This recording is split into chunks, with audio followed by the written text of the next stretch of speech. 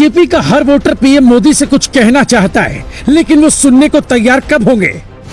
देश के हालात पर मोदी का वोटर ही नाराज। अग्निपथ से राजस्थान तक क्यों है नाराजगी? अगर बीजेपी ने नहीं बदले हालात, तो क्या योगी की दिल्ली वाली कुर्सी पर मंडराएगा खतरा? देश में जो हालात हैं, उससे सबसे ज्यादा चोट उसे लग रही है जिस वोटर ने पीएम मोदी को हिंदुस्तान के हालात को बदलने के लिए वोट दिया था। पिछले 8 साल से वो पीएम हैं, लेकिन अब कुछ उनके ही समर्थकों को लगता है सत्ता में रहने के बाद भी उनकी बात नहीं सुनी जा रही है। पहले यूपी में पत्थर उठाए गए, फिर महाराष्ट्र में उमेश नाम के व्यापारी के साथ ठीक नहीं हुआ, और अब राजस्थान के कन्हैया के साथ गलत हुआ। फिर बीजेपी का क्या है स्टैंड? देश में उसके वोटर ही नहीं समझ पा रहे हैं। कश्मीर में कश्मीरी पंडितों के हालात पर, देश में उठ रहे सवाल पर पीएम मोदी की खामोशी इशारा करती है कि उनकी छवि ऐसी तो नहीं थी। न वो किसी से डरते थे, न वो कहीं पीछे हटते थे। फिर इतनी बड़ी बड़ी घटनाओं के बाद भी उनका कुछ न कहना, बात न करना उनके समर्थकों को पसंद नहीं आ रहा। हम आपको कुछ समझाने की कोशिश करते हैं। पाकिस्तान ने जब पुलवामा में सेना की बस पर हमला किया था, तब पीएम मोदी देश के सामने आए और वादा किया हम हिसाब लेंगे। उस वक्त देश भर के लोग पीएम को सुनना चाहते थे। उन्होंने वादा किया और फिर पाकिस्तान को सबक सिखाया। लेकिन आज देश में ऐसे हालात का कौन जिम्मेदार है?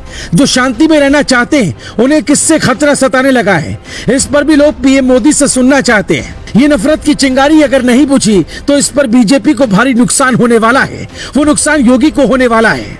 पहले किसानों ने घेरा तो पीएम मोदी ने माफी मांग ली थी, जिससे समर्थक नाराज हुए। फिर अग्निपथ पर उन्हीं लोगों पर प्रहार हुआ जो बीजेपी के कोर वोटर माने जाते हैं। महंगाई, रोजगार का मुद्दा पूरी तरह से गायब है। देश में सिर्फ हिंदू मुस्लिम का मुद्दा है। मोदी के चाहने वाले नाराज हैं कि जवाब क्यों नहीं दिया जाता है। राजस्थान की इतनी बड़ी घटना पर बीजेपी का स्टैंड तो साफ है, लेकिन बीजेपी के बड़े नेताओं का एक बयान भी न आना नाराजगी का कारण है। जिन लोगों ने सुरक्षा के लिए मोदी को चुना था, क्या वो मोदी राज में ही असुरक्षित होने लगे हैं? या फिर बात में कोई ऐसी कहानी है जो हमें आपको नहीं दिखती है? योगी का बुलडोजर मॉडल देश भर में पसंद किया जा रहा है, लेकिन राजस्थान में अब तक उनका घर नहीं टूटा। अगर योगी होते तो क्या ऐसा होता? कुछ लोग करते हैं गलत काम, कुछ बहुत गलत, और कुछ महापाप करते हैं। राजस्थान में महापाप हुआ, लेकिन स्टैंड साफ नहीं रहा।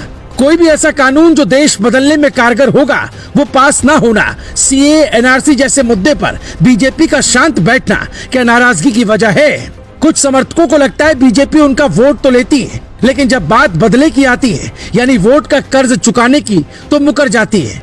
नुपुर शर्मा को पहले पार्टी ने सस्पेंड किया, फिर नुपुर शर्मा के समर्थन में किसी नेता का ना आना, समर्थकों का नुपुर के साथ हमेशा साथ देना सबसे बड़ा जख्म है। पीएम मोदी के बेहद खास अधिकारी ने ये तक मान लिया कि नुपुर की वजह से दुनिया में भारत की छवि को नुकसान हुआ। बीजेपी की पॉलिटिक्स एकदम साफ थी। यही पीएम मोदी जो शमशान और कब्रिस्तान पर वोट मांगते हैं, कई बार खुलकर बोलते हैं।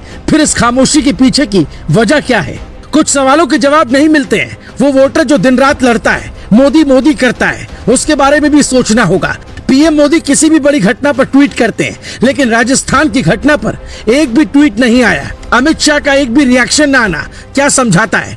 इसके पहले और इसके बाद की सभी घटनाओं पर पीएम को कम से कम निंदा करनी चाहिए। कन्हैया ने जिस नुपुर शर्मा के लिए दुनिया छोड़ दी, बीजेपी उसी कन्हैया की नहीं हुई। यानी साफ तौर पर पीएम मोदी पर दबाव बढ़ता जा रहा है। पाकिस्तान में जाकर सीधे नवाज शरीफ से मिलना और फिर कहना वो पाकिस्तान को समझाने गए हैं, तो फिर भारत में ऐसी क्या समस्या है कि वो देश के मुसलमानों और अपने वोटरों को नहीं समझा सकते हैं? हो सकता है रिपोर्ट कुछ लोगों को न पसंद आएगी, लेकिन वक्त के साथ अगर बीजेपी ने खुद को नहीं बदला, तो आने वाले वक्त में मुश्किल होगी। जो वोटर मोदी को ला सकता है, वो योगी की तरफ वक्त से पहले अगर चला गया, तो फिर दिक्कत बीजेपी को हो सकती है।